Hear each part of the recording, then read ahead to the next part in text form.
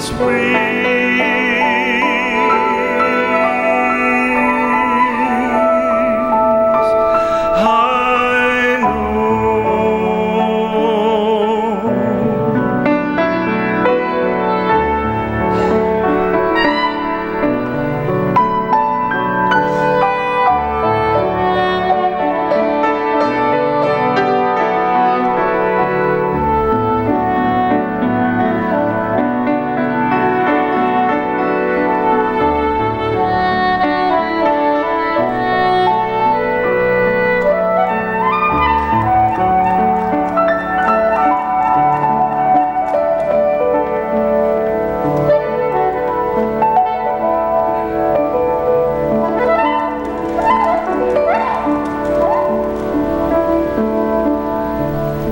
I know this rose will open because we've already opened it right here, right now. This power we have is awesome. This power we have in our love beyond belief. We must keep three things in mind to embrace this power. First, to hold fast to the knowledge that takes you beyond your beliefs. We are not a church that's wedded by beliefs. Our major commitment is love. Hosea Ballou, who is considered by many to be the founder of Universalism in America, wrote about when he was first converted to Christianity back in the late 1700s. It was during a Baptist revival in his hometown of Richmond, New Hampshire.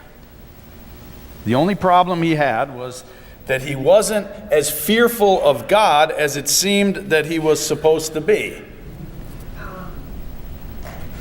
He didn't feel like a sinner in the hands of an angry God, as the preachers at the revival described was the situation. So he began to study the Bible himself to make sense of the doctrines of his newly found faith.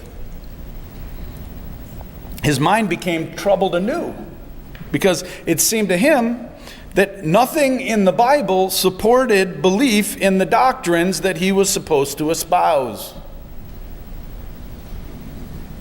He now knew why he had not felt fearful enough. There was nothing to fear. The God of wrath and hellfire preached by angry ministers was a human-made God, a false God. By removing the false teachings and the errant theology, Ballou felt a God of love. Now his father was so upset by Hosea's ideas that he asked Hosea to remove the book that had distorted his knowledge as a Baptist from the house. So what else could he do? We're told Ballou removed the Bible from the house. In this tradition, when our beliefs do not match up with our experience or with our learning, we courageously and sometimes mournfully let them go. The second requirement of love beyond belief is to hold fast to your commitment of love even when you don't want to. A friend recently told me a story about his cousin who he loves and who he feels loves him, but a few weeks ago they were all together in a family gathering with a lot of the family all around, and his cousin said in a very derogatory tone and expression, "Well, I'm not gay." Now my friend is gay, and his cousin and the people around him all knew it. He was deeply hurt and confused by what had happened. No one else jumped in to say anything. Now there was a time when my friend would have lashed out and made a scene and would have fled the family gathering. But for some reason this time, he chose to stay in relationship by letting it go, even as he committed to himself that he would talk to his cousin about it another time. Then, this past Thanksgiving, they were all together again, this extended family. My friend was bracing himself because he didn't even want to he didn't want to be in the presence of his cousin. He was still very hurt. And then, as soon as his cousin arrived, the cousin sought him out and asked him if he would come with him into the garage. It was an odd request, and he wasn't sure what to expect. When they were alone, this cousin, who was big, he's a big, strong, young man, wrapped his arms around him, and he gave him a huge hug, and he said, "I love you. I think you're wonderful." He said he was sorry for what he had said the last time they were together and that he didn't mean it. The cousin said he didn't know why he had said it. He went on, "I think I was just trying to be funny, but I certainly wasn't trying to hurt you. I care about you so much. Will you forgive me?" Well, my friend was touched and overwhelmed by the genuineness of the love and its expression. Glad that he did not blow things out of proportion after the initial insult. He was glad that he stayed at the table, literally and figuratively stayed at the table in the relationship.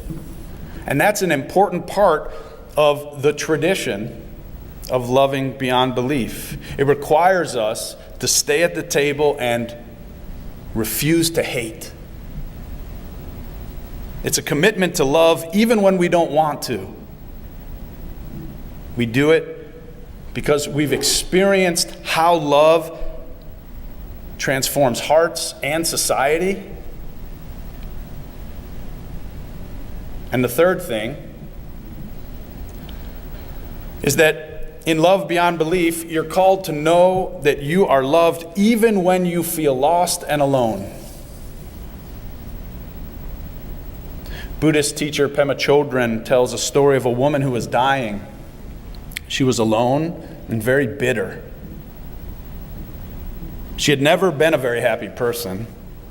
Now she was in great pain. Then, in the moment of her greatest suffering, when she felt that she could no longer bear the agony in her body and could not stand carrying the resentments that she had allowed to build up throughout her entire life, she began envisioning the pain of others. She began to see in her mind a mother starving in Ethiopia, a teenager dying of an overdose in a dirty, waste-filled apartment. She saw a man in her mind's eye hit by falling rocks in an avalanche, dying alone on a riverbank. Somehow, in her pain, she began to see that it wasn't just her pain, but was the pain of the universe, the pain of all who live and all who must die. In that moment of incredible loneliness and anguish, she felt connected in a way she had never felt before. How incredible is this love that can break open in the heart of a person who is all alone and on her deathbed? How incredible is this love that can be mediated even through suffering and great pain? In the moment of her greatest anguish, love broke through. The rose opened.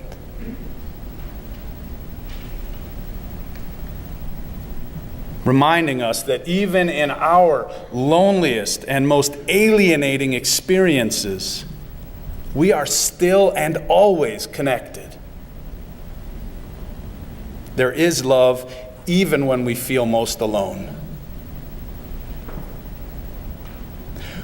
We cultivate this capacity for loving beyond belief by making love rather than beliefs the center of our lives.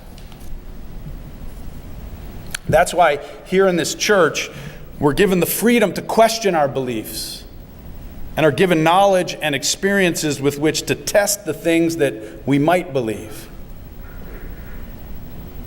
This tradition that was founded by people like Hosea Ballou, who was not willing to put doctrine above his own experience or above the things that he learned with his reason and with his studies. Dr. Rebecca Parker, a contemporary Unitarian Universalist theologian that has visited our church a number of times, she says, when our personal experience is in conflict with our beliefs, we have three choices. We can ignore and deny our experience and thus keep believing. We can stop believing altogether, or we can become a theologian.